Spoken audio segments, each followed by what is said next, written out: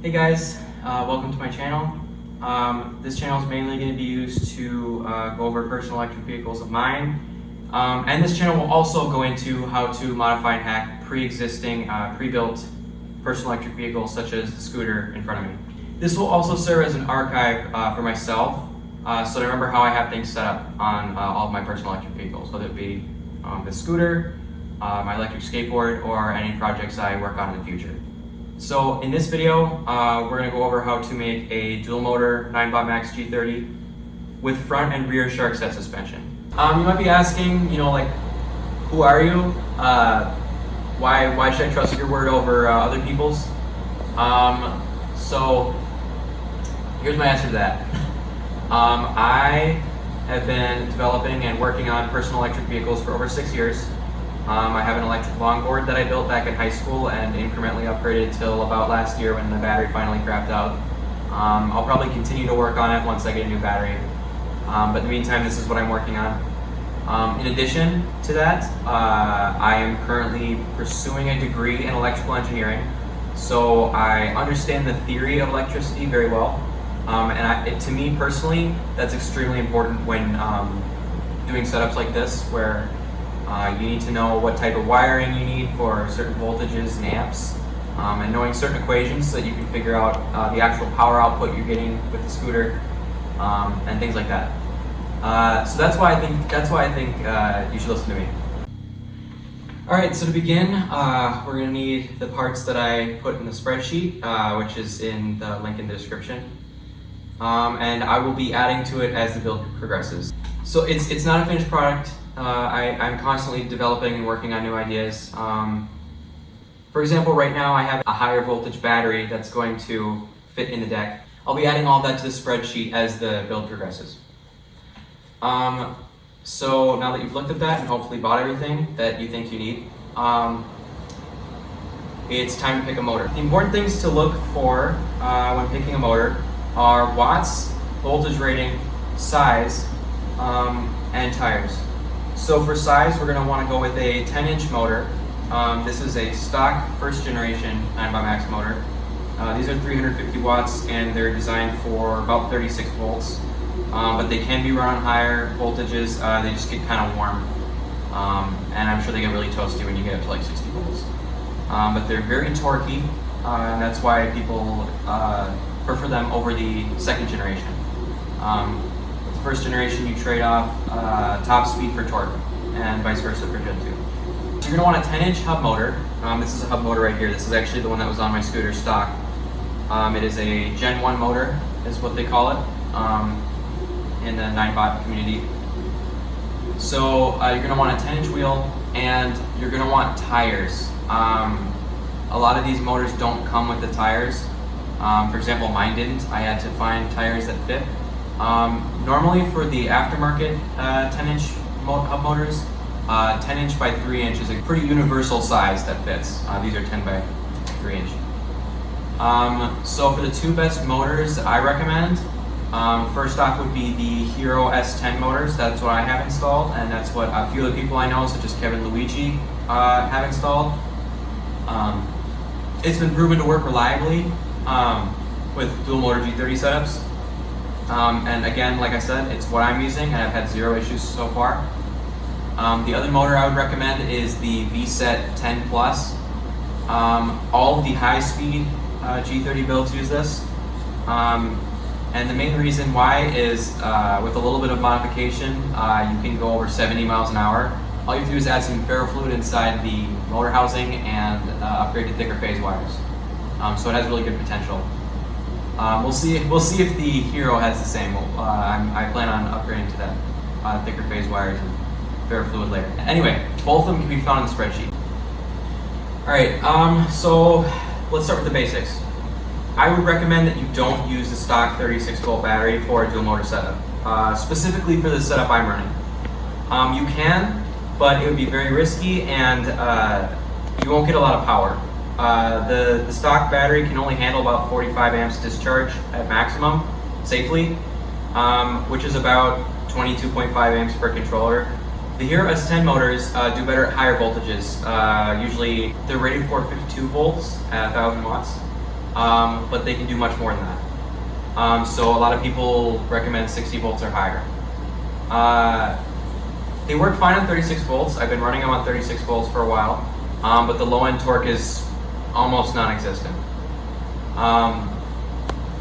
If you plan on keeping the stock battery, I would recommend going with either the stock G1 motors or G2 motors. I would recommend the G1 motor mainly because I enjoyed my time with it.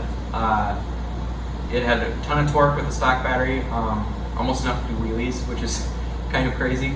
Right now I'm using a 36 volt battery for demonstration purposes, but I have a 62 volt battery on the way. And I will be making a separate video on that and how I went about installing it and the appropriate settings. So to begin, we're gonna mount our motors. Since mine are already mounted, I'll just explain what I've done. On the rear, as you can see, a disc brake is needed.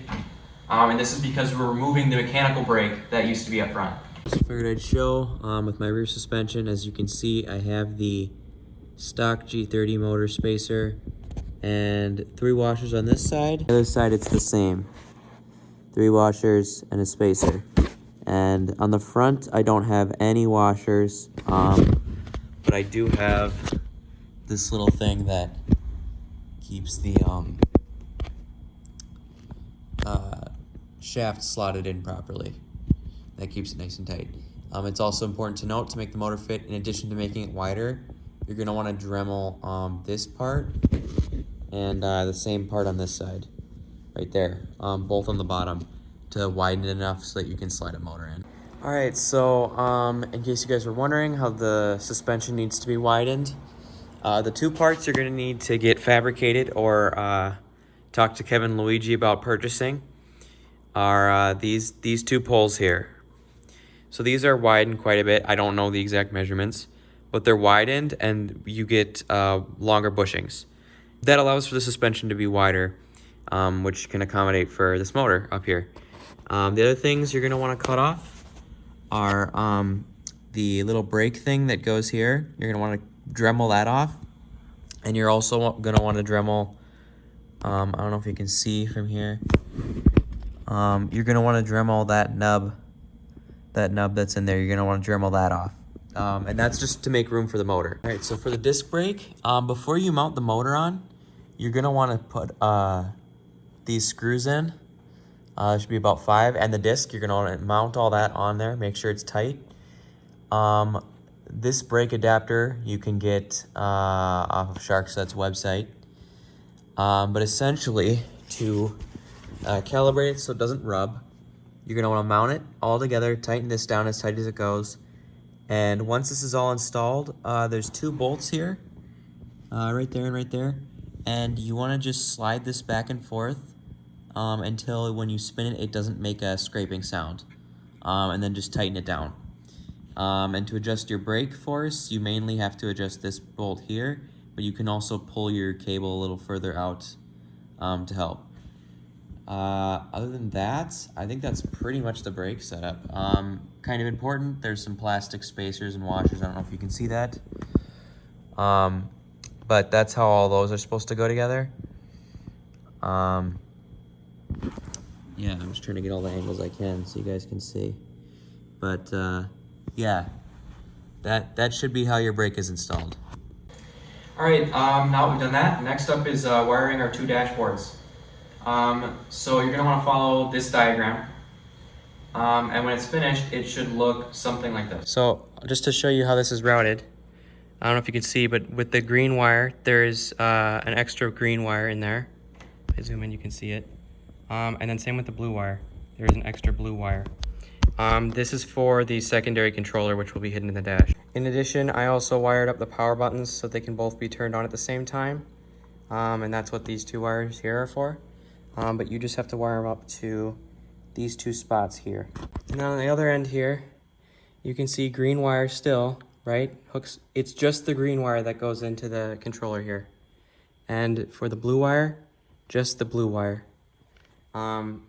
This dashboard powers the sensors, the positive and negative. So you don't need to supply power to it with another dashboard. That might burn the chip out. So Yeah, and as you can see, these are also wired up, so when I click the power button on here, it clicks the power button on there and turns it on. What I did, because mine didn't have the seal on it for the second dash, is I covered it in hot glue to isolate it so it doesn't short out inside the pole, and so it doesn't get water damage. As you can see, if you turn it on back here, where is it? Turn it on back here, still works fine, and we still get power to both motors. So it doesn't affect anything, it's just to stop things from shorting out inside the pole. All right, so next up, you're gonna wanna route your secondary dash cable through the folding pole. As you can see here, there is a brake line, a dash cable, and another dash cable. And those are all routed back into here and into the deck. There are other ways you can do it. I just prefer to do it the OEM way because I like to try and keep these builds as understated as possible.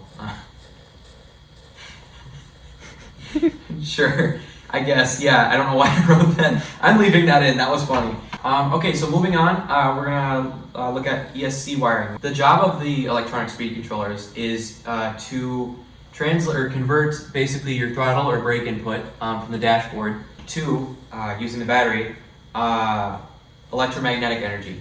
In other words, move the wheels. So for my motors, the cables are wired up like this.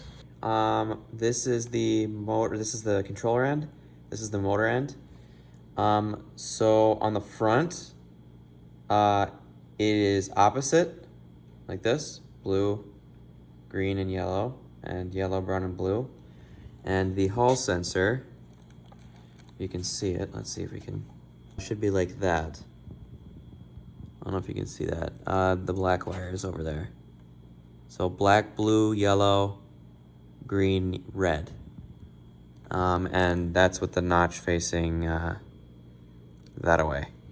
So that's how it's hooked up on the front. On the rear, just flip the colors around that I said, and flip the colors around that I said on the hall sensor wire. And here's how you do the hall sensor connectors.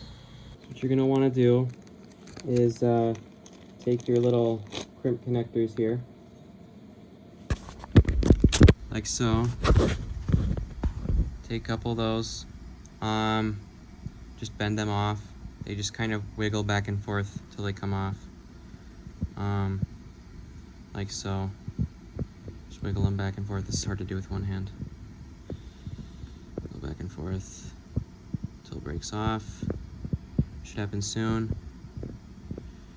You could also cut them off if this is too much. Yeah, there you go. One came off. There's one of them. I don't know if you can see that. It's kind of tiny. But what you're going to want to do is you want to crimp. So see how there's 3 tabs sticking up? You want to stick the wire through the second set, crimp that down, and then crimp down the outside one here. And that's how you want to do it. I'll show you real quick. I don't know if this will show up well on camera, but here's our connector. Here's our crimping tool right here. You're gonna need one of these as well. And you're gonna want to stick it into the 1.3 slot for the lower one, for the middle one, and the 1.9 for the bigger one. You can see it's slotted in there. It's slotted in there. And you want to push your wire in till there's not much left, right? God, it's hard to see through the camera. Like about that far, so just there, and then you crimp it down. So I can do that. Let's see. Stick it in there like that, like so, and then you crush it down nice and tight. Okay. So there's your first one right there. Then, as you can see, the actual crimp is holding the physical part of the wire down, but now we need to hold the actual rubber down. So we're gonna crimp that outer one. So you stick it in the 1.9 slot. Make sure it's in there nice and solid, because if it's not, that can screw things up. So stick it in the 1.9 slots. Crimp it. There we go. Just like that. So yeah, this is how it should probably look. It shouldn't go up into this, but it should be okay if it does. But yeah, that's how it should look when it's done, for the most part. Make sure to use lots of solder and wire up the connectors like this. Okay, so when soldering these, the way I usually do it is blue, brown, and yellow. And as you can see, I have my cap and my heat shrink already on. Whenever you're doing these, you're gonna want to put your heat shrink on first, because you won't be able to put it on after. All right, so once your connectors are on, you want to slide your heat shrink on, heat it up, shrink it down, and put the cap on. In case you guys were curious, the way I wired up, I saw this in a My Max Mods video, but I wired up, so the blue is this guy, and then brown and yellow. And I just differ on the motor phase connectors so that all of these are consistent. If for some reason the motors are spinning in the opposite direction that you want them to, the easy fix is to switch the green and yellow wires on your Hall connector and switch the yellow and blue phase wires as well. If for some reason it doesn't move at all, one of those two is wired wrong and you want to just troubleshoot. Where do you place the G30D controllers? So the rear goes all the way to the back, and the front goes as far forward as you can put it. Obviously the disc brake is the cable for the disc brake is kind of in the way, so you have to kind of cram it in there, but it will fit. So, another important thing to note is that the battery connector right now is going to use an XT60 connector, but if you use a custom battery, like I strongly recommend you do, I would recommend at least an XT90 connector. And that is due to the fact that we're going to be pushing, again, not with the stock battery, but which I don't recommend you use. We're going to be pushing over 40 amps per controller, so you need a connector that can handle that. And to distribute the power to each controller, we have a wide cable. So here's my battery connection here, and you can see it splits up, which goes into this one, and down, which goes into this one. So yeah, you need what's called a Y cable or a splitter cable, which will be in the spreadsheet. So you might be wondering, and a lot of people ask this, what's the difference between the regular G30P controller and a G30D controller? Well, for one, the G30P controller has one single large capacitor, and the G30D has 3 smaller capacitors to evenly distribute the load. This has much better potential. The G30D controller also has higher quality MOSFETs, and MOSFETs are extremely important when converting signal input to electromagnetic movement. They're basically the main thing in charge of moving the motors and maintaining power, which is why when a lot of these parts fail, it's usually the MOSFETs that blow up or fry or burn or whatever. So in summary, the G30D requires little to no modification to get higher power batteries to run on what would otherwise be used as a 36-volt controller.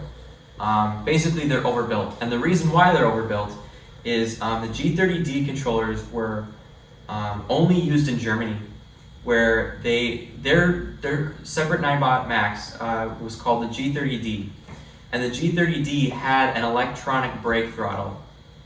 So just like how we have a throttle here, they had another one on the other side just to activate KERS, or the electronic brake, in addition to the mechanical brake, similar to, I guess, what would be on the Segway ES4. Because of this, they needed to beef up the internals a little bit because you know, you're forcing it to regen brake at strengths normally not used unless you're already braking. Alright, once it's all wired up, it's time to set up our custom firmware. We're going to be using Dash, which is probably one of the best possible custom firmware options. It's important to note that you do have to pay a one-time fee of $9 to flash each motor controller. But after that, it's going to remember the controller, and you can change your settings in real time. And as far as I'm aware, it's the only app that can do that. Guys, so once all your stuff's hooked up, as you can see, all my stuff is hooked up properly. All of it's hooked up. What you're going to want to do is open Dash here. And if you haven't used Dash before, you're going to have to flash your controllers to be compatible with it. So to find your device, you want to hit play, and it'll start scanning. As you can see, two things show up. That's because we effectively have two scooters in one, right? So pick whichever one. You're gonna have to flash both of them. So I'm gonna do this one. As you can see, it paired. Now, once it's paired, it'll take you to this screen, and you'll see that there is a button that says Expand Scooters Functionality. You're gonna wanna do this for each controller, but you only have to do it once. So click Expand Scooters Functionality, and you do have to pay. I think it's like $9. So just do that, and it should begin flashing. All right, so it is starting to upgrade now, so you'll see it do this. You just wanna keep this close to your Bluetooth thing, and eventually it'll finish. Another important thing to note, while it's doing this, you might get some weird like errors that flash on the screen. That's normal, it's just part of the process. So I don't remember how many stages there are. There shouldn't be very many, but as you can see, it's almost done. So, all right, so the scooter's been upgraded. So you wanna hit okay. That beeping is just because I don't have a BMS plugged in. It does that if your BMS isn't plugged in. So another important thing to note, once your settings are all loaded or whatever, if you're getting an error right now, so the BMS is only plugged into one battery, but when you have an aftermarket battery, you don't have the BMS plugged in. So you're gonna wanna mess with this BMS emulation cell protection. You're gonna wanna write how many cells you have and the capacity. And that should do a good enough job of emulating it, and your error 21 will go away. So yeah. All right, so moving on. Drive modes. The only thing you really want to pay attention to here is this thing up here. You're going to want to move that to direct power control quadratic. That's the smoothest. As you can see here, if I move the throttle just a little, you can see how smooth it is. You're going to want to deactivate curves on eco, drive, and sport, and you're going to want to turn cruise control off. Then there's like motor start speed. I personally like that to be 0. So I'm gonna do that. And now hopefully, there we go. All right, looks good. Moving on. Yeah, wheel size, that's fine. Power algorithm, if you have a powerful enough system, you can try that, but in my experience, it likes to blow motor controllers, so I wouldn't recommend it.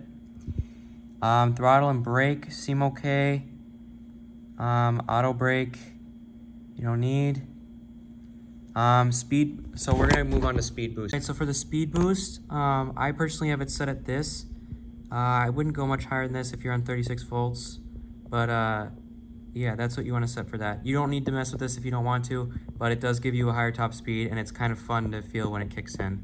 These settings kind of depend on your setup. Right now, again, I'm only running the stock 36 volt battery, which can't handle a lot of power. So I have the brake power turned pretty low, just to be safe. I do have mechanical brakes, so it shouldn't be a big deal. But all of that looks good. Yeah, the stock battery, this is how everything should look installed. As you can see, it's a pretty tight fit. There's our Y cable, which splits the power from this controller and that controller. And yeah, it does appear to all work. So if we power it on here, we get power, both of them turn on, give it throttle. There you go. There's your dual motor build. All right, so as you can see here, if we take this off, you can see these are the wires running to the controller that's inside there. It doesn't interfere at all. It's all nice and tight. You can hear them both turn on. Both motors work. Brakes too. And they both turn off at the same time as well. Once that's done, you're ready to go. You're gonna want to put the scooter up on something and see if both wheels spin if you haven't already. Here's some footage of the results.